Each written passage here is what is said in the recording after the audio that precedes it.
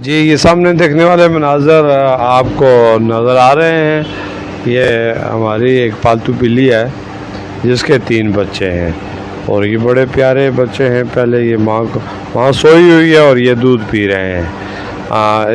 इसके बाद सर जब ये दूध पी कर फारग हुए तो अब ये अटकलियाँ छोटी छोटी इनकी शरारतें देखें, आपस में खेलते हैं, उछलते हैं, कूदते हैं, बहुत अच्छे लगते हैं।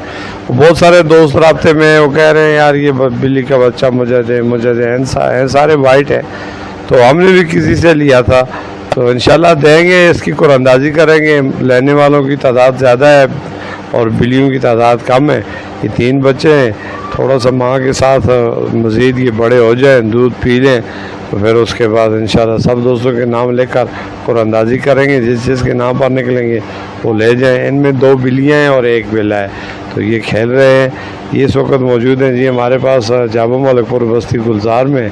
इनकी माँ को 1 साल कबल में छोटी सी बच्ची थी, फीडर से दूध पिलाया, उसको किसी से हम लेके आए थे।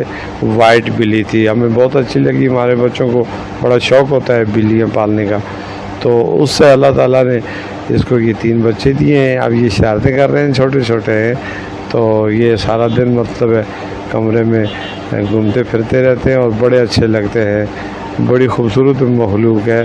जो लोग बिल्लियों से प्यार करना चाहें